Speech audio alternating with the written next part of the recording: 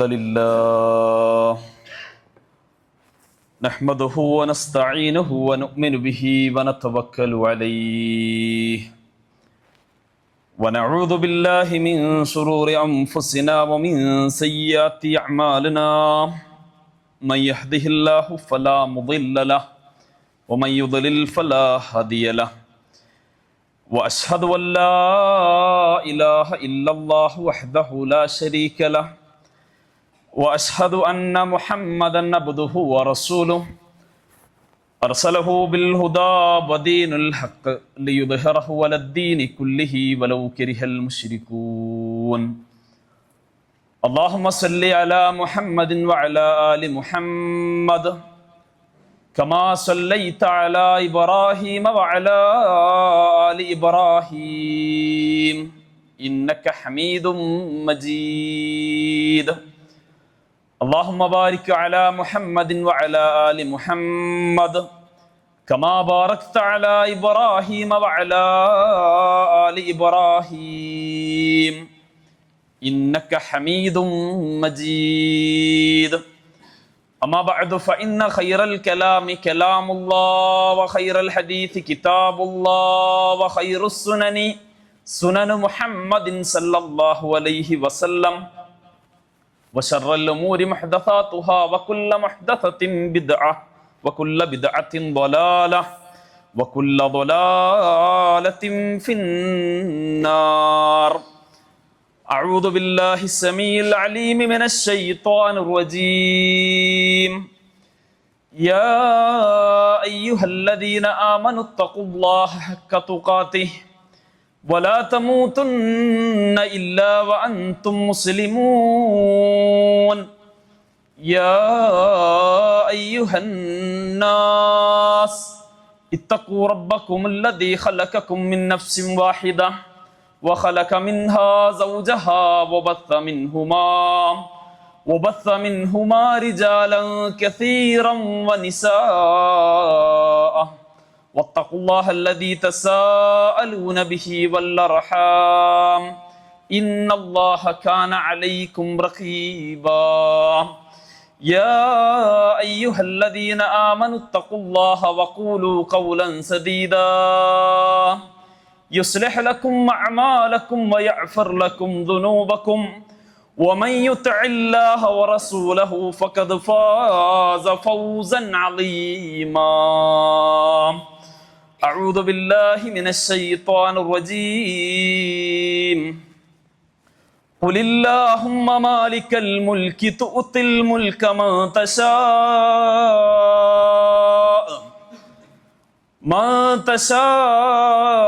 وتنزع الملك ممن تشاء وتعز من تشاء وتذل من تشاء بيدك الخير إنك على كل شيء قدير സത്യവിശ്വാസികളെ, അള്ളാഹുവിൻ്റെ വിധിവിലക്കുകളും നിയമനിർദ്ദേശങ്ങളും ജീവിതത്തിൻ്റെ രഹസ്യ പരസ്യ മേഖലകളിൽ സൂക്ഷ്മതയോടുകൂടി പാലിച്ച് തഖ്വയുള്ളവരായി ജീവിക്കണമെന്ന് സ്വന്തത്തെ മറക്കാതെ ഓരോരുത്തരെയും ഓർമ്മപ്പെടുത്തുന്നു. പരിശുദ്ധമാക്കപ്പെട്ട ഇസ്ലാമിൻ്റെ പേരിൽ വസീയത്ത് നൽകുന്നു.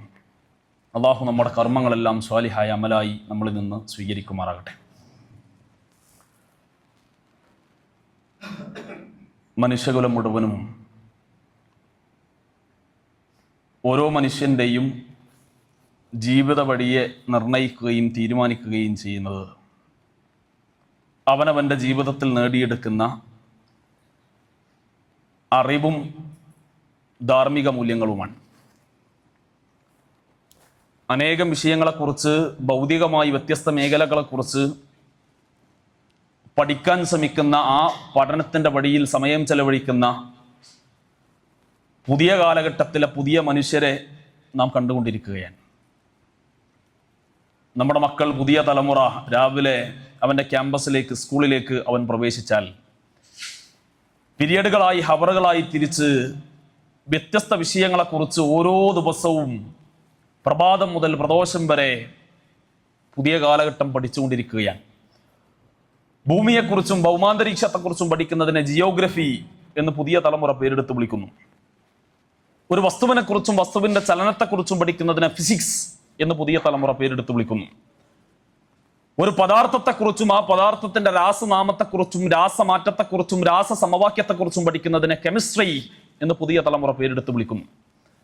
ചരിത്രം പഠിക്കുന്നതിനെ ഹിസ്റ്ററി എന്ന് പറയുന്നു, രാഷ്ട്രീയം പഠിക്കുന്നതിനെ പൊളിറ്റിക്സ് എന്ന് പറയുന്നു. ഇങ്ങനെ പഠനത്തിന്റെ വിശാലമായ വാതായനങ്ങൾ, മേഖലകൾ ഇന്ന് പുതിയ കാലഘട്ടത്തിലുണ്ട്. ഇനി ഏതെല്ലാം പഠനത്തിന്റെ സാധ്യതകളും മേഖലകളും പുതിയ കാലഘട്ടത്തിനിടയിലേക്ക് എങ്ങനെയൊക്കെ എത്രയൊക്കെ സമ്പത്ത് മുടക്കി എത്തിക്കാൻ എല്ലാ നിലക്കും ശ്രമിച്ചുകൊണ്ടിരിക്കുന്ന രക്ഷിതാക്കളെയുമാണ് പുതിയ സന്ദർഭത്തിൽ സമകാലിക സാഹചര്യത്തിൽ നാം ഓരോരുത്തരും കണ്ടുകൊണ്ടിരിക്കുന്നത്. അഥവാ ഈ കാലഘട്ടത്തിലെ മനുഷ്യർ വ്യത്യസ്ത വിഷയങ്ങളെക്കുറിച്ച് ദിനേന പഠിക്കുകയും അന്വേഷിക്കുകയും അതിനു പിന്നിൽ ആലോചനകൾ നടത്തുകയും നിരീക്ഷണങ്ങളും പരീക്ഷണങ്ങളും നടത്തുകയും ചെയ്യുന്ന ആളുകളാണ്. ഇങ്ങനെയൊക്കെ ഒരുപാട് വിഷയങ്ങൾ പഠിച്ചിട്ടും അറിവിനപ്പുറത്തേക്ക് തിരിച്ചറിവ് നഷ്ടപ്പെട്ടു പോകുന്ന സമകാലിക അന്തരീക്ഷത്തെ നാം ഏറെ ദയനീയതയോടുകൂടി നോക്കി നിൽക്കേണ്ടുന്ന അവസ്ഥയിലാണ്. ബിരുദമെടുത്തിട്ടും ബിരുദാനന്തര ബിരുദമെടുത്തിട്ടും മൃഗങ്ങളെക്കാളും അതപ്പതിച്ച് ജീവിക്കുന്ന ഒരു കലുഷിതമായ അന്തരീക്ഷം നമുക്ക് മുമ്പിലുണ്ട് എന്നത് നഗ്നമായ യാഥാർത്ഥ്യമാണ്. ഈ അടുത്ത ദിവസങ്ങളിലായി ഒരു ദിവസത്തെ പത്രമാധ്യമം പീഡനം, പോസ്കോ കേസില്ലാത്ത, കത്തിക്കുത്തില്ലാത്ത, കൊള്ളയില്ലാത്ത, കൊലയില്ലാത്ത ഒരു ദിവസത്തെ പത്രമാധ്യമം ഇന്ന് പുതിയ സന്ദർഭത്തിൽ നമുക്ക് എടുത്തു മറിച്ചു നോക്കുക അസാധ്യമാണ്. ഈ കഴിഞ്ഞ 1-2 ദിവസങ്ങൾക്ക് മുമ്പ് ബിരുദധാരിയായ ഒരു പെൺകുട്ടി മൊബൈൽ ഫോൺ വാങ്ങിവെച്ചതിന്റെ പേരിൽ ബിരുദധാരിയായ വിദ്യാഭ്യാസമുണ്ട്, വിദ്യാഭ്യാസത്തിന്റെ അളവുകോലായി ഡിഗ്രിയെയും PGയെയും കാണുന്ന പുതിയ കാലഘട്ടത്തിലെ ആളുകൾ ആ ബിരുദധാരിയായ പെൺകുട്ടി വീട്ടിലുണ്ടായിരുന്ന കത്തി കൊണ്ട് 9 മാസവും 10 ദിവസവും തന്നെ ഗർഭം ചുമന്ന് നൊന്തു പ്രസവിച്ച ഉമ്മയുടെ കഴുത്തിലേക്ക് ഫോൺ വാങ്ങിവെച്ചതിന്റെ പേരിൽ കുത്തിയിറക്കിയ വാർത്താവിശേഷം നാം കേട്ടുമറന്നിട്ടില്ല. ഈ അടുത്ത ഏതാനും ദിവസങ്ങൾക്ക് മുമ്പിലാണ് കാസർഗോഡ് ജില്ലയിൽ 61 വയസ്സുകാരനായ മുതിർന്ന ഒരു മനുഷ്യൻ, സമൂഹത്തിൽ സ്ഥാനവും പദവിയുമുള്ള ഒരാൾ, കേവലം 14 വയസ്സുള്ള പെൺകുട്ടിയെ പീഡിപ്പിച്ച് ഗർഭിണിയാക്കിയ വിഷയം നാം കേട്ടുമറന്നിട്ടില്ല. ഇത്തരം വിഷയങ്ങൾ ഓരോ ദിവസവും നാം മാധ്യമങ്ങളിലൂടെ നമ്മുടെ നാട്ടിലെ അവസ്ഥാവിശേഷങ്ങളെ നാം കാണുകയും മനസ്സിലാക്കുകയും ചെയ്യുന്നു. ഏകദേശം ഒരു 1.5 വർഷത്തിന് മുമ്പ് തെന്നിന്ത്യയിൽ വലിയൊരു സമരം ഉണ്ടായി. അവകാശ ധ്വംസനത്തിനെതിരെ, പീഡനത്തിനെതിരെ ഒരു വലിയ കലാപം നടന്നു. തന്റെ ജോലി കഴിഞ്ഞ് വീട്ടിലേക്ക് മടങ്ങിപ്പോകുന്ന യുവതിയായ ഡോക്ടറുടെ 2 വീലർ വാഹനം പഞ്ചറാക്കപ്പെടുന്നു. എന്നിട്ട് ഞങ്ങളത് നന്നാക്കി തരാമെന്ന് പറഞ്ഞ് 4 ചെറുപ്പക്കാർ അങ്ങോട്ട് കടന്നു വരുന്നു. അവർ കടന്നു വന്നുകൊണ്ട് ആ യുവതിയായ ഡോക്ടറെ കൊണ്ടുപോകുന്നത് ഒരു കണ്ടെയ്നർ ലോറിയുടെ സമീപത്തേക്കാണ്. അവിടെ കൊണ്ടുപോയി കഴുത്ത് നെരിച്ച് കിരാതമായി കൊലപ്പെടുത്തി ആ മൃതദേഹത്തിനോട് പോലും തങ്ങളുടെ ലൈംഗിക വികാരം കാണിച്ച ഏറെ അഭിശക്തമായ കാലഘട്ടത്തിനിടയിലാണ് നാം ഓരോരുത്തരും മുന്നോട്ട് പോയിക്കൊണ്ടിരിക്കുന്നത് എന്നർത്ഥം. ഇത്തരം വാർത്തകൾ നമ്മൾ കേൾക്കുമ്പോൾ ഇവിടെ കേവലം അറിവല്ല വിഷയം. ആൾക്കാർക്ക് ബോധവും വിവരവും ബുദ്ധി ഇല്ലാത്ത പ്രശ്നമല്ല. അറിവിനപ്പുറത്തേക്ക് തിരിച്ചറിവെന്ന് പറയുന്ന മഹിതമായ സന്ദേശം ആളുകൾ സ്വീകരിക്കാതായപ്പോ മൃഗങ്ങളെക്കാളും അതപ്പതിച്ച രൂപത്തിലേക്ക്, ഭാവത്തിലേക്ക് മനുഷ്യ ചുറ്റുപാടുകൾ മാറിക്കൊണ്ടിരിക്കുകയാണ്. 1500 വർഷങ്ങൾക്ക് മുമ്പ് വാനലോകത്ത് നിന്ന് വഹീന്റെ സന്ദേശത്തിലൂടെ പ്രവാചകൻ സല്ലല്ലാഹു അലൈഹി വസല്ലം തങ്ങൾ ഈ ഉമ്മത്തിനെ പഠിപ്പിച്ചു. എന്താണ് തിരിച്ചറിവ്? യഥാർത്ഥത്തിൽ ബുദ്ധിയുള്ളവൻ, ആലോചിക്കുന്നവൻ, ചിന്തിക്കുന്നവൻ ആരാണ് എന്ന് അല്ലാഹു സുബ്ഹാനഹു വ തആല നമുക്ക് പഠിപ്പിച്ചു തന്നു. പടച്ച റബ്ബ് കൃത്യമായി പറഞ്ഞു, ഇന്നമാ യഖ്ഷല്ലാഹ മിൻ ഇബാദിഹിൽ ഉലമാ. മനുഷ്യരെ, നിങ്ങളുടെ കൂട്ടത്തിൽ ബോധമുള്ളവരെന്നാൽ, ബുദ്ധിയുള്ളവരെന്നാൽ, ആലോചിക്കുന്നവരെന്നാൽ, ചിന്തിക്കുന്നവരെന്നാൽ അവർ അല്ലാഹുവിനെ ഭയപ്പെടുന്നവരാണ്.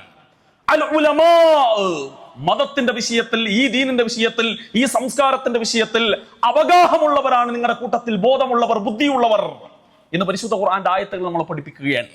ഈ തിരിച്ചറിവിന്റെ സന്ദേശം ഈ സമൂഹം ഏതെല്ലാം സന്ദർഭങ്ങളിൽ ഒഴിവാക്കിയോ, ഏതെല്ലാം സന്ദർഭങ്ങളിൽ അലംഭാവത്തോടുകൂടി ഈ സന്ദേശത്തെ കണ്ടോ, ആ സന്ദർഭത്തിലെല്ലാം ജീർണതകൾ സമൂഹത്തിൽ എല്ലാ കാലഘട്ടത്തിലും തഴച്ചു വളർന്നിട്ടുണ്ട് എന്നതാണ് യാഥാർത്ഥ്യം.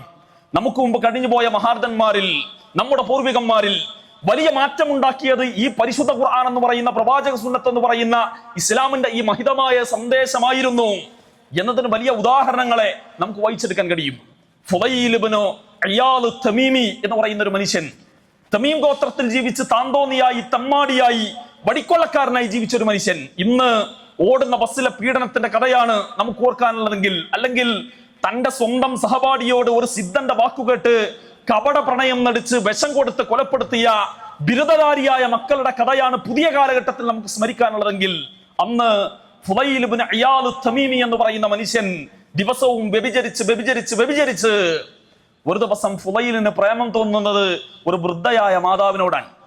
പരിശുദ്ധ ഖുർആൻ പാരായണം ചെയ്തുകൊണ്ടിരിക്കുന്ന വൃദ്ധയായ മാതാവിന്റെ അടുക്കലേക്ക് കാമാവേശത്തോടെ മോശമായ കണ്ണുമായി ആ ഉമ്മയെ കടന്നു പിടിക്കാൻ ചെല്ലുന്ന ഫുളൈൽ ഇബ്നു ഇയാദ് തമീമി എന്ന് പറയുന്ന മൃഗത്തെ മനുഷ്യനാക്കി മാറ്റിയത് വിശുദ്ധ ഖുർആൻ സൂറത്തുൽ ഹദീദിലെ 16-ാമത്തെ ഒരായത്തിന്റെ ശകലമാണെന്ന് മഹാരഥന്മാരായ പണ്ഡിതന്മാർ രേഖപ്പെടുത്തി. ആ ഉമ്മയെ കടന്നു പിടിക്കാൻ ചെല്ലുന്ന ഫുളൈൽ ആ ഉമ്മയിൽ നിന്ന് കേൾക്കുന്നത് അലം അലം യഅ്നി ലില്ലദീന ആമനൂ അൻ തഖ്ശഅ ഖുലൂബുഹും ലിദിക്രില്ലാഹ് അലം യഅ്നി ലില്ലദീന ആമനൂ അൻ തഖ്ശഅ ഖുലൂബുഹും ലിദിക്രില്ലാഹ്. അല്ലാഹുവിനെ കുറിച്ച് ഓർത്ത്, പടച്ച റബ്ബിനെ കുറിച്ച് ചിന്തിച്ച്, ഈ അഖിലാണ്ട മണ്ഡപങ്ങളുടെ സൃഷ്ടാവായ പരബ്രഹ്മത്തെ കുറിച്ച്, അള്ളാഹുവിനെ കുറിച്ച്, ദൈവത്തെ കുറിച്ച് എന്തു പേരാണോ ആ പടച്ച റബ്ബിനെ കുറിച്ച് ആലോചിച്ച് നിങ്ങളുടെ ഹൃദയങ്ങൾ കീഴ്വണങ്ങുന്നില്ലയോ, അള്ളാഹുവിന് മുമ്പിൽ നിങ്ങൾ വിനയാന്വിതരാകുന്നില്ലയോ എന്ന ഏറെ അർത്ഥഗർഭമുള്ള ഒരായത്തിന്റെ ശകലം കേട്ടാണ് ഫുളൈലിന്റെ ജീവിതത്തിൽ വലിയ മാറ്റമുണ്ടായത് എന്ന് ചരിത്രം നമ്മെ പഠിപ്പിക്കുകയാണ്. സൂറത്തുൽ ഹദീദിലെ 16-ാമത്തെ ആയത്ത് പറഞ്ഞാൽ ഞാൻ ഈ ഓതി വെച്ചത് മാത്രമല്ല, നിങ്ങൾ വീട്ടിൽ പോയി ഒന്ന് എടുത്ത് മറിച്ചു നോക്കുക. വലിയ ആയത്താണ്. അതിന്റെ കേവലം അല്പഭാഗം കേട്ടാണ് ഫുളൈലിന്റെ മനസ്സിൽ മാറ്റത്തിന്റെ തിരികൊളുത്തുന്നത്. പിന്നീട് ഈ ആയത്ത് മനസ്സിനെ സ്വാധീനിച്ച് അദ്ദേഹം പരിശുദ്ധ ദീനിന്റെ വഴിയിലേക്ക് കടന്നു വന്നു. പരിശുദ്ധ ഖുർആനും പ്രവാചക സുന്നത്തും അദ്ദേഹം പഠനവിധേയമാക്കി. പിന്നീട് ഇസ്ലാമിക ചരിത്രം ഫുളൈൽ ഇബ്നു ഇയാദ് തമീമിയെ ചർച്ച ചെയ്യുന്നത് താബിഈങ്ങളിലെ ഏറ്റവും സമുന്നതനായ പണ്ഡിതനായിട്ടാണ്. കിതാബുൽ ഫറായിദ്, അനന്തരാവകാശ നിയമം പോലെയുള്ള ഏറെ സങ്കീർണമായ വിഷയത്തിൽ സുന്ദരമായ ഫത്വകൾ ഫുളൈലിൻ്റെത് നമുക്ക് വായിച്ചെടുക്കാൻ കഴിയും. ഈ രൂപത്തിൽ വലിയ ഉന്നതിയിലേക്ക് ആ മഹാനായ പണ്ഡിതൻ ഫുളൈൽ ഇബ്നു ഇയാദ് തമീമി റഹിമഹുല്ലാഹ് അദ്ദേഹത്തിന് ശ്രേഷ്ഠനാവാൻ കഴിഞ്ഞത്, താബിഈങ്ങളിൽ ഏറ്റവും ഉന്നതനായി മാറാനായത് ഈ സന്ദേശത്തെ ആത്മാർത്ഥമായ രൂപത്തിൽ നെഞ്ചിലേറ്റിയത് കാരണമാണെന്ന് ചരിത്രം നമ്മളെ പഠിപ്പിക്കുകയാണ്. അതുകൊണ്ട് തന്നെ ഈ വടിയിൽ ഈ വിഷയത്തെ, അതുപോലെ തന്നെ ഈ ദർശനത്തെ, ഈ സന്ദേശത്തെ ആത്മാർത്ഥമായി നെഞ്ചോട് ചേർത്ത് വെക്കാൻ പ്രിയമുള്ളവരെ നമുക്ക് ഓരോരുത്തർക്കും കഴിയണം. പുതിയ കാലഘട്ടത്തിൽ വ്യത്യസ്ത രൂപത്തിൽ ഈ ഉമ്മത്ത് എന്ന് പറഞ്ഞാൽ, മുസ്ലിമീങ്ങൾ എന്ന് പറഞ്ഞാൽ അരികവൽക്കരിക്കപ്പെടേണ്ടവരാണ്, അവരൊരിക്കലും പൊതുസമൂഹത്തിൽ കൊണ്ടുവരാൻ കഴിയുന്ന ആളുകളല്ല എന്ന് പറഞ്ഞ് മാറ്റി നിർത്തപ്പെടുന്ന പുതിയ സാമൂഹിക അന്തരീക്ഷത്തിൽ മനുഷ്യന്റെ മുഖത്ത് പടരുന്ന താടിരോമത്തെ പോലും പേടിയോടുകൂടി കാണണമെന്നും അതെല്ലാം മറ്റെന്തിന്റെയോ ചില നിഗൂഢമായ അലാമത്തുകളാണ്, ചിഹ്നങ്ങളാണ് എന്ന് പ്രഖ്യാപിക്കപ്പെടുന്നൊരു സന്ദർഭം നമുക്ക് മുമ്പിലുണ്ട്. ഈ അടുത്ത് തൃശ്ശൂർ ജില്ലയിൽ രാത്രി ജോലി കഴിഞ്ഞ് വീട്ടിലേക്ക് മടങ്ങിപ്പോകുന്ന ഒരു മനുഷ്യനെ നിയമപാലകർ പിടിച്ചുകൊണ്ടുപോയി കൂമ്പിനിടിക്കുകയാണ്. അവസാനം പേര് ചോദിച്ചപ്പോൾ ദാമോദരൻ എന്ത് പേര് പറഞ്ഞു എന്നാ. മനുഷ്യന്റെ മുഖത്ത് വളരുന്ന താടിരോമത്തെ പോലും പേടിയോടുകൂടി കാണണമെന്ന് വ്യാഖ്യാനിക്കപ്പെടുന്ന പുതിയ സന്ദർഭത്തിൽ ഈ സന്ദേശങ്ങളെ ആത്മാർത്ഥമായി നെഞ്ചിലേറ്റാൻ നമുക്ക് ഓരോരുത്തർക്കും കഴിയേണ്ടതുണ്ട്. ഈ ദീനിന്റെ വഴിയിൽ നാം ഇറങ്ങിത്തിരിച്ചാൽ അവർക്ക് വലിയ പുണ്യമാണ്, വലിയ പ്രതിഫലമാണ് അവരെ കാത്തിരിക്കുന്നത് എന്ന് ലോകത്തിന്റെ പ്രവാചകൻ തിരുനബി സല്ലല്ലാഹു അലൈഹി വസല്ലമ തങ്ങൾ നമ്മളെ പഠിപ്പിക്കുകയുണ്ടായി. ഒരു അല്ലാഹു സുബ്ഹാനഹു വ തആല പറഞ്ഞതായി പ്രവാചകൻ പഠിപ്പിച്ചു, മയ്യുരിദില്ലാഹു ബിഹി ഖൈറൻ, അല്ലാഹുവിന്റെ ഒരടിമക്ക് അല്ലാഹു നന്മ ഉദ്ദേശിച്ചാൽ, റസൂലുള്ളാഹി പറയാണ്, നമുക്ക് ഓരോരുത്തർക്കും അല്ലാഹു നന്മ ഉദ്ദേശിക്കുന്നുവെങ്കിൽ യുഫഖിഹു ഫിദ്ദീൻ, അവന് സൗന്ദര്യം നൽകുന്നല്ല അള്ളാഹ് പറഞ്ഞത്. നമ്മൾ പലരും അങ്ങനെ മനസ്സിലാക്കിയത്. നല്ല കാണാൻ മുഞ്ചുണ്ടെങ്കിൽ അള്ളാഹുവിന് നന്നായിട്ട് വാരിക്കോരി കൊടുത്തിട്ടുണ്ട് എന്ന് നമ്മൾ പറയും. നല്ല സമ്പത്തുണ്ടെങ്കിൽ അള്ളാഹ് നന്നായി കനിഞ്ഞകിയിട്ടുണ്ട് എന്ന് നമ്മൾ അതിനെ വിശദീകരിക്കും. റസൂലുള്ളാഹി പറഞ്ഞു, യുഫഖിഹു ഫിദ്ദീൻ, അവന് ഈ മതത്തിന്റെ വിഷയത്തിൽ, ദീനിന്റെ വിഷയത്തിൽ അള്ളാഹു തൗഫീക്ക് നൽകും, അവഗാഹം നൽകും. ദീൻ പഠിക്കാനുള്ള അവസരങ്ങൾ അവന് മുമ്പിൽ അള്ളാഹു തുറന്നിട്ട് നൽകും, അതിനുള്ള അവസരം നൽകും. അത്തരം ആളുകളെയാണ് അള്ളാഹുവിന് ഇഷ്ടം. അള്ളാഹു ഒരു മനുഷ്യനെ പരിഗണിക്കാൻ അള്ളാഹു ആഗ്രഹിച്ചാൽ അതിനുള്ള സന്ദർഭം അവൻ ഒരുക്കി കൊടുക്കുന്നതാണ്.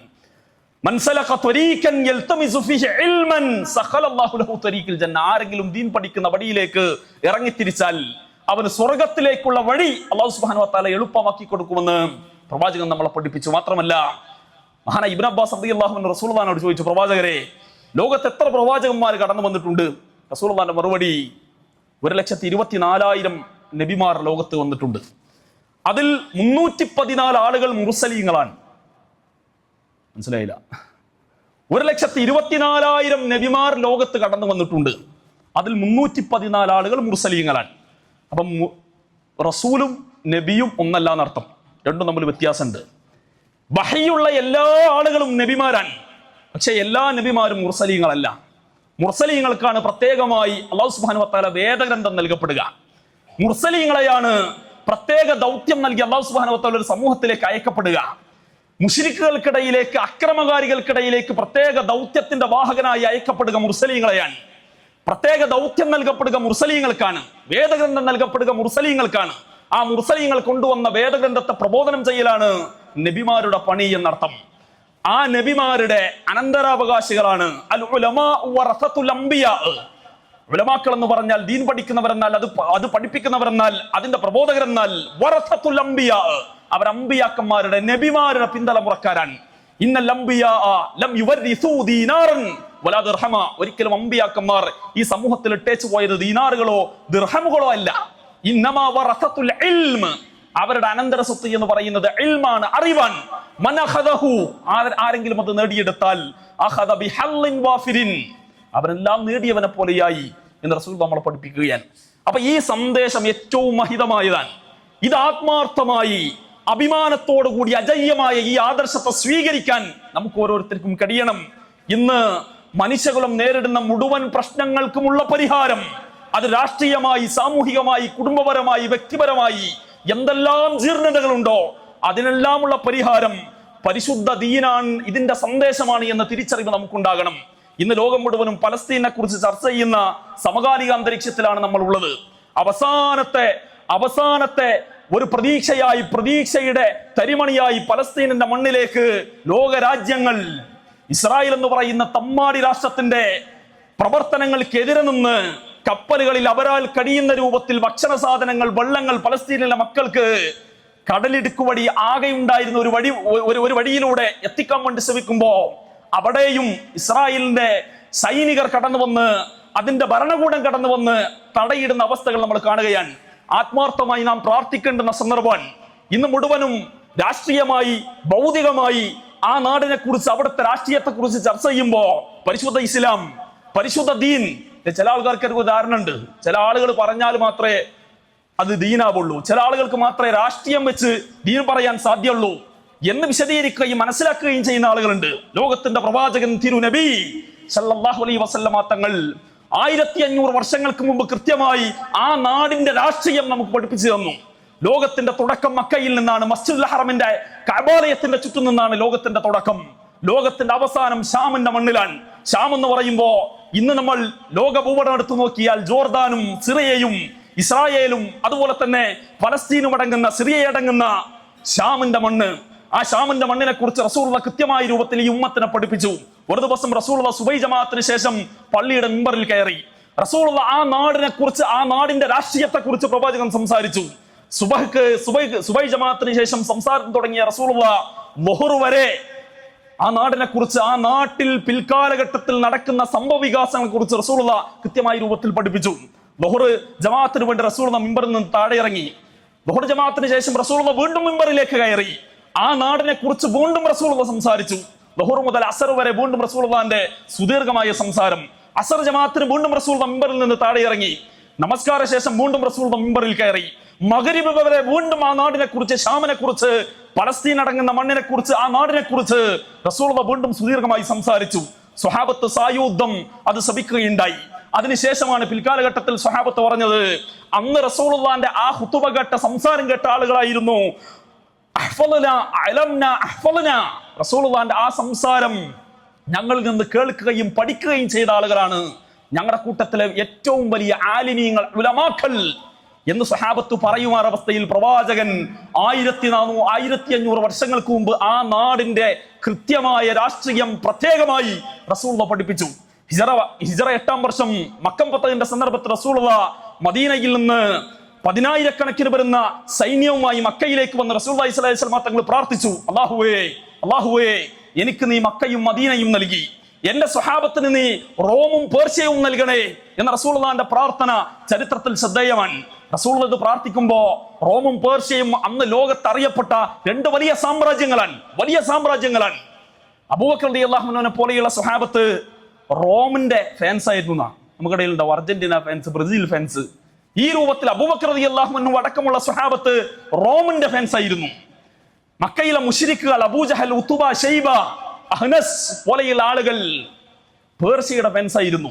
ആ സന്ദർഭത്തിലാണ് റോം പേർഷ്യയെ അടിച്ചിട്ടത്, നിലം പരിശാക്കി കളഞ്ഞു.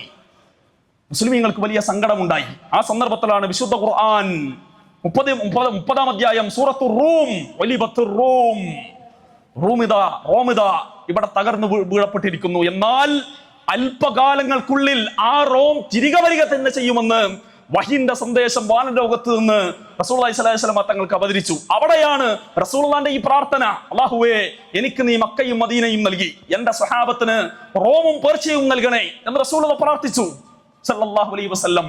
പ്രവാചകൻ പ്രാർത്ഥിച്ചു. ഈ പ്രാർത്ഥന കേട്ടപ്പോ റസൂലുള്ളാഹിനെ ആളുകൾ കളിയാക്കി. മുഹമ്മദിന്റെ പൂതി കൊള്ളാലോ, മക്കയും മദീനയും പോലെയാണ് റോമും പേർഷ്യയും വേണമെന്നാണോ, മുഹമ്മദിന്റെ കൊതി കൊള്ളാമല്ലോ എന്ന് പറഞ്ഞ് റസൂലുള്ളാഹിനെ കളിയാക്കി.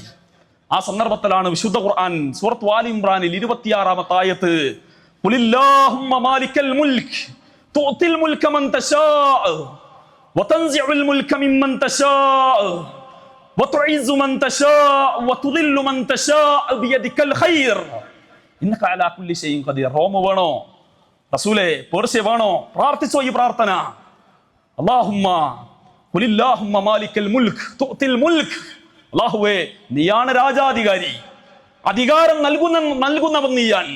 അധികാരികളിൽ നിന്ന് ആ അധികാരം എന്ന് പറയുന്ന അധികാരത്തിന്റെ ചെങ്കോൽ എടുത്തു മാറ്റുന്നവനും നീയാൻ. അല്ലാഹുവേ നിന്നെപ്പോലെ കുതിർത്തുള്ളവൻ, കഴിവുള്ളവൻ മറ്റാരുമില്ല, നീയാണ് എല്ലാത്തിനും അധികാരമുള്ളവൻ എന്ന അർത്ഥാശയമുള്ള ഈ ആയത്തിന്റെ അടിസ്ഥാനത്തിൽ പ്രാർത്ഥിക്കാൻ അല്ലാഹു സുബ്ഹാനഹു വ തആല റസൂലുള്ളാഹിനോട് ആവശ്യപ്പെട്ടു. സകല തഫ്സീറുകളും നിങ്ങൾ എടുത്ത് പരിശോധിച്ചോ.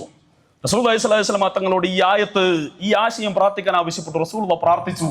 റസൂലുള്ളാഹിന്റെ കാലം കഴിഞ്ഞ്, അബൂബക്കർ സിദ്ദീഖ് റളിയല്ലാഹു അൻഹുവിന്റെ കാലം കഴിഞ്ഞ്, ഇസ്ലാമിക റിപ്പബ്ലിക്കിന്റെ രണ്ടാമത്തെ ഖലീഫ മഹാനായ ഉമർ ഇബ്നു ഖത്താബ് റളിയല്ലാഹു അൻഹുവിന്റെ കാലഘട്ടത്തിൽ സൈഫുല്ലാഹ്, അല്ലാഹുവിന്റെ വാൾ എന്ന് ചരിത്രത്തിൽ പ്രസിദ്ധനായ ഖാലിദ് ഇബ്നു വലീദ് റളിയല്ലാഹു അൻഹുവിന്റെ നേതൃത്വത്തിൽ യർമൂക്ക് വഴി ഷാമിന്റെ മണ്ണിലേക്ക്, ഇന്നത്തെ പലസ്തീനിലേക്ക് ഉമർ റളിയല്ലാഹു അൻഹുവിന്റെ പട കടന്നു ചെന്നു. അന്നത്തെ ലോക സാമ്രാജ്യങ്ങളായിരുന്ന ആ നാട് മുഴുവനും ഉമർ റളിയല്ലാഹു അൻഹുവിന്റെ കാൽക്കൽ വീണ് ഉമർ റളിയല്ലാഹു അൻഹുവിന്റെ സാമ്രാജ്യത്തിന്റെ കൂടെ ചേർന്നു. പല ആളുകളും പല ആവശ്യങ്ങളും ഉന്നയിച്ചു. അവിടെ ഉണ്ടായിരുന്ന പ്രമുഖരായ നേതാക്കന്മാർ ഒരു രക്തച്ചൊരിച്ചിലുമില്ലാതെ ആ മുസ്ലിം സൈന്യത്തിന്റെ പ്രതാപത്തിന് മുന്നിൽ ആ നാട് മുഴുവനും കടന്നു വന്നു. അവിടെയുള്ള ആളുകളുടെ അന്നത്തെ ആവശ്യം, ഞങ്ങൾക്ക് ഉമറിനൊന്ന് കാണണം, ഉമറിനെ കാണണം എന്ന ആവശ്യം മാത്രമാണ് അന്ന് അവർ മുന്നോട്ട് വെച്ചത്. ഇസ്ലാമിക ചരിത്രത്തിൽ പ്രസിദ്ധമായ യാത്ര, മഹാനായ ഉമർ റളിയല്ലാഹു അൻഹു മദീനയിൽ നിന്ന് പലസ്തീനിന്റെ മണ്ണിലേക്ക് കടന്നു വരുന്ന യാത്ര ഇസ്ലാമിക ചരിത്രത്തിൽ പ്രസിദ്ധമാണ്. ഉമർ റളിയല്ലാഹു അൻഹു കടന്നു വന്നപ്പോ അവര് പറഞ്ഞത്, അവിടുത്തെ ക്രൈസ്തവ പാതിരിമാർ അന്ന് മുന്നോട്ട് വെച്ചത്, ഇവിടെ ഞങ്ങൾക്ക് ജീവിക്കാൻ സാധ്യമല്ല, ജൂതന്മാർ ഞങ്ങൾ ആക്രമിക്കുകയാണ്, അവരെ ഞങ്ങൾ ജീവിക്കാൻ വിടുന്നില്ല, ഞങ്ങൾക്ക് സംരക്ഷണം വേണം. ഉമർ റളിയല്ലാഹു അൻഹു പറഞ്ഞു, ഇനി ഇവിടെയുള്ള ഒരു ക്രൈസ്തവനെയും ഒരു ജൂതനും ഇവിടെ തൊടില്ല. അപ്പൊ ക്രൈസ്തവ പാതിരിമാരുടെ അടുത്ത ആവശ്യം, ഞങ്ങൾക്ക് ഇവിടെ സംരക്ഷണത്തോടു കൂടി ജീവിക്കണം, ആരും ഞങ്ങൾ ആക്രമിക്കാൻ പാടില്ല, ഞങ്ങൾ മതമൊന്നും മാറൂല. ഉമർ റളിയല്ലാഹു അൻഹു പറഞ്ഞു, വേണ്ട, മതം മാറേണ്ടതില്ല, നിങ്ങൾക്ക് നിങ്ങളുടെ മതപ്രകാരം ഈ നാട്ടിൽ ജീവിക്കാൻ ഒരുത്തരും നിങ്ങളെ തൊടില്ല. ചരിത്രത്തിൽ അൽ അഹ്ദത്തുൽ ഉമരിയ എന്ന പേരിൽ ഇന്നും ആ ഉടമ്പടി കരാർ ചരിത്രത്തിൽ തങ്കലിപികളാൽ ആലേപനം ചെയ്യപ്പെട്ട് കിടക്കുന്നത് നമുക്ക് കാണാം.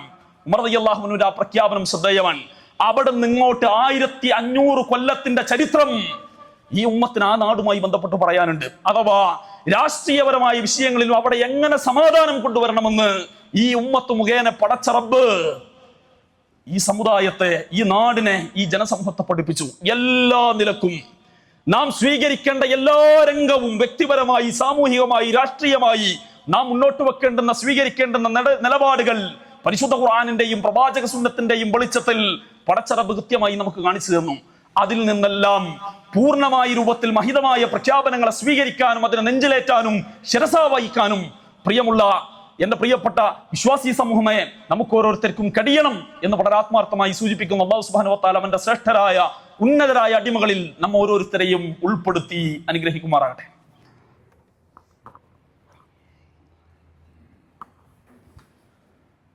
അൽഹംദുലില്ലാഹി റബ്ബിൽ ആലമീൻ വലാ അഖിബത്തു ലിൽ മുത്തഖീൻ വലാ ഉദ്വാന ഇല്ലാ അലൽ ളാലിമീൻ വനുസല്ലിമു അലാ ഖതമൽ അംബിയാഇ വൽ മുർസലീൻ വഅലാ ആലിഹി വസഹ്ബിഹി അജ്മഈൻ. അമ്മാ ബഅദ്.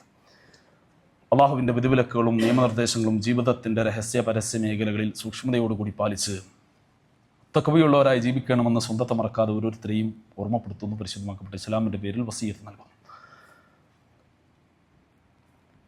ഒരു മനുഷ്യൻ അവൻ്റെ ജീവിതത്തിൽ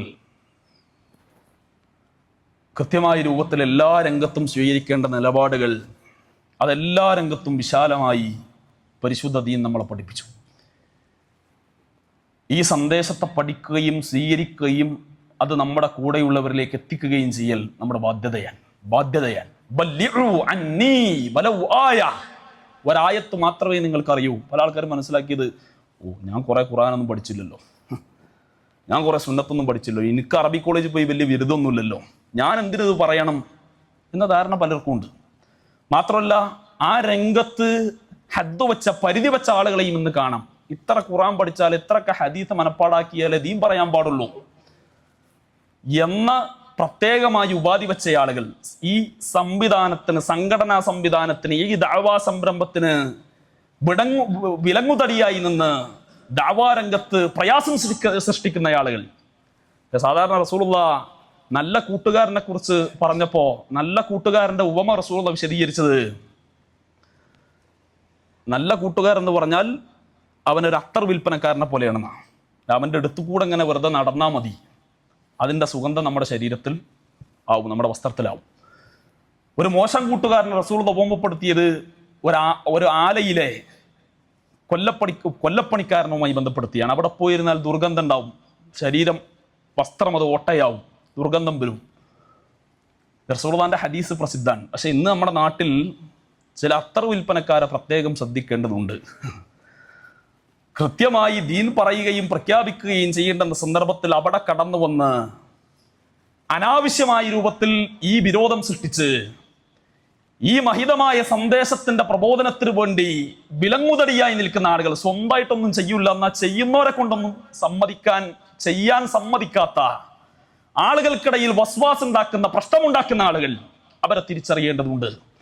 ഈ സന്ദേശത്തെ ആത്മാർത്ഥമായി സ്വീകരിക്കുകയും പ്രഖ്യാപിക്കലും നമ്മുടെ ബാധ്യതയാണ്. നമുക്ക് മുമ്പ് കഴിഞ്ഞുപോയ മഹാരഥന്മാർ, സ്വഹാബത്ത്, നാം ഇന്ന് ചെയ്യുന്ന പല കർമ്മങ്ങളുടെയും പ്രതിഫലം ആ മഹാരഥന്മാരുടെ നന്മയുടെ ത്രാസിലേക്ക് ഇന്നും എത്തിക്കൊണ്ടിരിക്കുകയാണ്. അന്ന് അവർ സംഘടിതമായി ദീനിനു വേണ്ടി പ്രവർത്തിക്കുകയും ഇതിന്റെ ദഅവത്തിന് വേണ്ടി ആത്മാർത്ഥമായി പരിശ്രമിക്കുകയും ചെയ്ത കാരണം ഇന്ന് ലോകത്തൊരു മുസൽമാൻ ഒരു കർമ്മം ചെയ്താൽ, ഉദാഹരണത്തിന് പരിശുദ്ധ ഖുർആൻ രണ്ട് ചട്ടക്കുള്ളിലാക്കുന്നത് സ്വഹാബത്തിന്റെ കാലഘട്ടത്തിലാണ്. യഥാർത്ഥത്തിൽ ഖുർആൻ അള്ളനെ ജമ്മാക്കിയിട്ടുണ്ട്, ക്രോഡീകരണം അള്ളനെ നടത്തിയിട്ടുണ്ട്. പലപ്പോഴും പുരോഹിതന്മാരിങ്ങനെ ചോദിക്കും, ഖുർആൻ അള്ളാഹ് ക്രോഡീകരിച്ചിട്ടുണ്ടോ, റസൂൽ ക്രോഡീകരിച്ചിട്ടുണ്ടോ, സ്വഹാബത്തല്ലേ ഖുർആൻ ക്രോഡീകരിച്ച് എന്നൊക്കെ ഇങ്ങനെ വലിയ പുകമറ സൃഷ്ടിക്കും. കണ്ട ഖുറാഫാത്തും ബിദ്അത്തും മുഴുവനും ചെയ്യാൻ ഖുർആൻ അള്ളനെ ക്രോഡീകരിച്ചിട്ടുണ്ട്. ഇന്ന ജംഅഹു വ ഖുർആന ഫഇദാ ഖറഅനാഹു ഫത്തബിഉ ഖുർആന. ഇത് എങ്ങനെ ഓതണമെന്ന് റസൂലുള്ളാഹിന്റെ തിരുനാവിലൂടെ അള്ളാഹു തന്നെ പഠിപ്പിച്ചിട്ടുണ്ട്, അത് അള്ളാഹു തന്നെ ജമ്മാക്കിയിട്ടുണ്ട്. എന്നാൽ അത് രണ്ട് ചട്ടക്കുള്ളിൽ മുസ്ഹഫ് രൂപത്തിലാക്കുന്ന പണിയെടുക്കുന്നത് സ്വഹാബത്തിന്റെ കാലഘട്ടത്തിലാണ്. പ്രവാചകൻ സല്ലല്ലാഹു അലൈഹി വസല്ലം തങ്ങളുടെ മരണത്തിന് ശേഷം 6 മാസത്തിനുള്ളിൽ ബനു ഹനീഫ ഗോത്രക്കാരനായ മുസൈലിമ ബിൻ ഹബീബ് അൽ ഹനഫി എന്ന് പറയുന്ന ഇന്നത്തെ സൗദി അറേബ്യയുടെ റിയാദിനടുത്തുള്ള പ്രദേശം വൈനക്കടുത്ത് യമാമയിൽ ജീവിച്ചിരുന്ന ആ മുസൈലിമ കള്ളപ്രവാചകത്വം ബാധിച്ചു. ബാധിച്ചപ്പോൾ അബൂബക്കർ സിദ്ദീഖ് റളിയല്ലാഹു അൻഹുവിന്റെ കാലഘട്ടത്തിൽ യമാമയിൽ മുസൈലിമയുമായി 40,000-ഓളം വരുന്ന സൈന്യവുമായി മുസ്ലിം സൈന്യം പോരാടി. ഖാലിദ് ഇബ്നു വലീദ് റളിയല്ലാഹു അൻഹു ആ സൈന്യത്തിന്റെ നായകത്വം ഏറ്റെടുത്തോടു കൂടിയിട്ടാണ് ആ യുദ്ധത്തിൽ മുസ്ലിം സൈന്യം വിജയിക്കുന്നത്. ആഴ്ചകളോളം നീണ്ടുനിന്ന ആ യുദ്ധത്തിൽ മുസ്ലിം സൈന്യം വിജയിച്ചെങ്കിലും ഒരുപാട് ഹാഫിളീങ്ങളായ സ്വഹാബിമാർ, ഖുർആൻ മനപ്പാടമാക്കി ഒരുപാട് സ്വഹാബിമാർ ഷഹീദായി. ആ സന്ദർഭത്തിൽ ഉമർ റളിയല്ലാഹു അൻഹുവാണ് ആദ്യം ഈ നിർദ്ദേശം മുന്നോട്ട് വെച്ചത്. പരിശുദ്ധ ഖുർആൻ 2 ചട്ടക്കുള്ളിൽ മുസ്ഹഫ് രൂപത്തിലാക്കണം എന്ന നിർദ്ദേശം മുന്നോട്ട് വെച്ചു. ഉമർ റളിയല്ലാഹു അൻഹുവിന്റെ ദീർഘവീക്ഷണം മനസ്സിലാക്കി അബൂബക്കർ സിദ്ദീഖ് റളിയല്ലാഹു അൻഹു ആ ദൗത്യം ഏറ്റെടുക്കാൻ വേണ്ടി തീരുമാനിച്ചു. അങ്ങനെ അബൂബക്കർ റളിയല്ലാഹു അൻഹുവും ഉമർ റളിയല്ലാഹു അൻഹുവും കൂടെ ഈ പണി ഏൽപ്പിക്കുന്നത് മഹാനായ സെയ്ദ് ഇബ്നു സാബിത്ത് റളിയല്ലാഹു അൻഹുവിനെയാണ്. സെയ്ദ് റളിയല്ലാഹുവിന്റെ അടുക്കലേക്ക് ഇവർ രണ്ടുപേരും കടന്നു ചെന്നു. പരിശുദ്ധ ഖുർആൻ 2 ചട്ടക്കുള്ളിൽ മുസ്ഹഫ് രൂപത്തിലാക്കണമെന്ന് ആവശ്യപ്പെട്ടു. ആദ്യം സെയ്ദ് ഇബ്നു സാബിത്ത് എതിർത്തു. എന്നിട്ട് മദീനയുടെ അതിർത്തി പ്രദേശമായ, ഇന്ന് നമ്മൾ പോയാൽ കാണാം, മസ്ജിദ് കുബക്ക് നേരെ പുറകുവശത്ത് ജബൽ ഗീർ മുതൽ ഉഹുദ് പർവ്വതത്തിന് നേരെ പുറകുവശത്തുള്ള ജബൽ സൗർ വരെയാണ് മദീനയുടെ പരിധി. അതിൽ ജബൽ ഗീറിനെ ചൂണ്ടിക്കാണിച്ചുകൊണ്ട് പറഞ്ഞു, അല്ലയോ അമീറുൽ മുഅ്മിനീൻ, ഇത് ഇവിടുന്ന് പൊളിച്ച് വേറെ സ്ഥലത്ത് ഉണ്ടാക്കാൻ പറഞ്ഞാൽ ഞാൻ അത് അനായാസം ചെയ്യാമായിരുന്നു. എന്നാൽ പരിശുദ്ധ ഖുർആൻ 2 ചട്ടക്കുള്ളിൽ മുസ്ഹഫ് രൂപത്തിലാക്കൽ ഭാരിച്ച ജോലിയാണ്. കാരണം ഖുർആൻ അതുവരെ പല ഇടങ്ങളിലായി ചിന്നിച്ചെതറി കിടക്കാൻ, കുറെ ഈന്തപ്പനയുടെ ഓലയിൽ എഴുതപ്പെട്ടതാണ്, കുറെ കല്ലിൽ കൊത്തിവെക്കപ്പെട്ടതാണ്, അതുപോലെ തന്നെ കുറെ തോലിൽ കോറിവെക്കപ്പെട്ടതാണ്, കുറെ ആളുകളുടെ മനസ്സിൽ ഹിഫ്ളാണ്, പലയിടങ്ങളിലാണ്. അത് 2 ചട്ടക്കുള്ളിലാക്കൽ ഭാരിച്ച ജോലിയാണ്. ആദ്യം അദ്ദേഹം എതിർത്തു. എന്നാൽ അബൂബക്കർ റളിയല്ലാഹു അൻഹുവിന്റെ നിർബന്ധത്തിന് വഴങ്ങി സെയ്ദ് ഇബ്നു സാബിത്ത് റളിയല്ലാഹു അൻഹു ആ ദൗത്യം ഏറ്റെടുത്തു.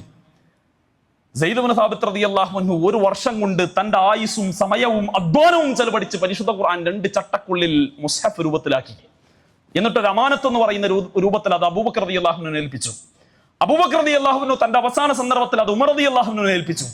ഉമർ റളിയല്ലാഹു അൻഹു തന്റെ അവസാന സന്ദർഭത്തിൽ നമ്മുടെ ഉമ്മയായ പ്രവാചക പത്നിയായ ഉമർ റളിയല്ലാഹു അൻഹുവിന്റെ മകളായ ഹഫ്സ ബീബിയെ ആ കോപ്പി ഏൽപ്പിച്ചു.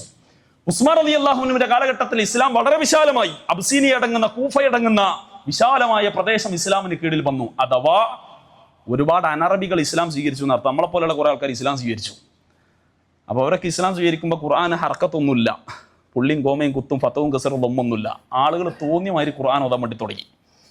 നമ്മളെപ്പത്തെ അവസ്ഥ അതാണ്, ഹർക്കത്തില്ലെങ്കിൽ തോന്നിയമാതിരി ഇരിക്കും ഓതുക. അന്ന് ആളുകൾ പല രൂപത്തിൽ ഖുർആൻ ഓതി. ഇത് ഉസ്മാൻ റളിയല്ലാഹു അൻഹുവിന്റെ ശ്രദ്ധയിൽപ്പെട്ടു. ഉസ്മാൻ റളിയല്ലാഹു അൻഹു സെയ്ദ് ഇബ്നു സാബിത്തിന്റെ കയ്യിൽ നിന്ന് ആ കോപ്പി വാങ്ങി, ഹഫ്സ ബീവിയുടെ കയ്യിൽ നിന്ന് കോപ്പി വാങ്ങി സെയ്ദിനെ വീണ്ടും വിളിച്ചു വരുത്തി ഹറക്കത്തിടാൻ ആവശ്യപ്പെട്ടു. സെയ്ദ് ഇബ്നു സാബിത്ത് റളിയല്ലാഹു അൻഹു വീണ്ടും തന്റെ ആയുസ്സും സമയവും ചെലവഴിച്ച് പരിശുദ്ധ ഖുർആനെ ഹറക്കത്തിട്ടു. അതോടുകൂടിയാണ് ഖത്തുൽ ഉസ്മാനിയ എന്ന പേരിൽ നമ്മൾ ഇന്ന് കാണുന്ന മുസ്ഹഫ് ലോകപ്രസിദ്ധമായത്. ഉസ്മാൻ റളിയല്ലാഹു അൻഹു 7 കോപ്പികളാക്കി. മറ്റു പകർപ്പുകളെല്ലാം കത്തിച്ചു കളയാൻ ആജ്ഞ നൽകി. 1 കോപ്പി അദ്ദേഹത്തിന്റെ ഖിലാഫത്തിന് കീഴിൽ അവിടെ തന്നെ സൂക്ഷിച്ചു. മറ്റ് കോപ്പികൾ ലോകത്തിന്റെ വ്യത്യസ്ത ഭാഗങ്ങളിലേക്ക് കൊടുത്തയച്ചു. ഞാനിത് പറഞ്ഞത്, ഇന്ന് ലോകത്ത് 800 കോടി മനുഷ്യർ, കോടിക്കണക്കിന് മുസ്ലിമീങ്ങൾ പരിശുദ്ധ ഖുർആന്റെ പ്രത്യേകതയും പുണ്യവും അതിന്റെ ഓരോ ഹറക്കത്തിന്റെ പുണ്യവും റസൂലുള്ളാഹി പഠിപ്പിച്ചതാണ്. അലിഫ് ലാം മീം എന്ന് പാരായണം ചെയ്താൽ അത് കേവലം ഒരു ഹറഫല്ല. അലിഫുൻ ഹറഫുൻ വലാമുൻ ഹറഫുൻ വമീമുൻ ഹറഫുൻ. ഓരോന്നും ഓരോ ഹറഫാണ്. ഓരോന്നിനും 10 വീതം പുണ്യമുണ്ട് എന്ന് റസൂലുള്ളാഹി പഠിപ്പിച്ചതാണ്. ഇന്ന് ലോകത്ത് 800 കോടി മനുഷ്യരിൽ ഒരു മുസൽമാൻ ഒരു ദിവസം ആ മുസ്ഹഫ് കയ്യിലെടുത്ത് ഒരായത്തോതിയാൽ ആ ഓരോ ആയത്തിന്റെയും ഓരോ ഹറക്കത്തിന്റെയും 10 പുണ്യത്തിന്റെ ഒരു ഭാഗം മഹാനായ സെയ്ദ് ഇബ്നു സാബിത്ത് റളിയല്ലാഹു അൻഹുവിന്റെ നന്മയുടെ ത്രാസിലേക്ക് എത്തുകയാണ്, അദ്ദേഹത്തിന്റെ ഖബറിലേക്ക് എത്താൻ. ഖിയാമത്ത് നാൾ വരെ ഓരോ മുസൽമാനും ആ മുസ്ഹഫിൽ നിന്ന് ആവർത്തിച്ചോതുന്ന ഓരോ ആയത്തിന്റെയും ഓരോ ഹറക്കത്തിന്റെയും 10 പുണ്യത്തിന്റെ ഒരു ഭാഗം സെയ്ദ് ഇബ്നു സാബിത്ത് റളിയല്ലാഹു അൻഹുവിന്റെ നന്മയുടെ ത്രാസിൽ രേഖപ്പെടുത്തിക്കൊണ്ടേയിരിക്കുകയാണ്. നമുക്ക് എണ്ണി തിട്ടപ്പെടുത്താൻ കഴിയുമോ? നമുക്ക് വർണ്ണിച്ചാൽ വിശദീകരിച്ചാൽ തീർക്കാൻ കഴിയുമോ? ഇതാണ് അന്ന് സ്വഹാബത്ത് ഈ ദീനിനു വേണ്ടി സഹിച്ച ത്യാഗത്തിന്റെ അതിന്റെ പ്രതിഫലം ഇന്നും ഓരോ സെക്കൻഡും അദ്ദേഹത്തിന്റെ നന്മയുടെ ത്രാസിൽ രേഖപ്പെടുത്താൻ. ഇതാണ് ഈ രംഗത്ത് നാം ചേർന്ന് നിന്നാലുള്ള പുണ്യവും പ്രത്യേകതയും എന്ന തിരിച്ചറിവ് നമുക്കുണ്ടാകണം. അതിനു വേണ്ടിയുള്ള വലിയ സംരംഭമാണ്, വലിയ തുറന്ന വഴിയാണ് ഈ മഹത്തായ സംഘടനാ സംവിധാനവും സംഘടിതമായുള്ള പ്രവർത്തനവും. റസൂലുള്ളാഹിന്റെ സ്വഹാബത്തെല്ലാം പ്രവർത്തിച്ചത് സംഘടിതമായി തന്നെയാണ്. അതല്ലാതെ കേവലം ഒരു കുടുംബം അവർ മാത്രം ഞങ്ങൾ കൊണ്ടുപോവാണ്, വേറെ ആരും ഞങ്ങളെ കൂടെ വേണ്ടതില്ല, അല്ലെങ്കിൽ ഞങ്ങൾ കുറച്ച് ആളുകൾ അത് മാത്രം മതി, അതല്ലാത്ത സന്ദർഭമൊന്നും വേണ്ട, ഞങ്ങൾ തന്നെ ബാക്കിയെല്ലാം, അതല്ലാത്തതൊന്നും ഇതിൽ പെട്ടതല്ല എന്നൊരു രൂപം റസൂലുള്ളാഹിന്റെ സുന്നത്തിൽപ്പെട്ടതല്ല. ചേർന്നു നിൽക്കൽ, ഒരുമിച്ച് പറയൽ, ഒരുമിച്ച് ഈ സന്ദേശവുമായി മുന്നോട്ട് പോകൽ, അത് റസൂലുള്ളാഹിന്റെ സുന്നത്തിൽപ്പെട്ടതാണ്.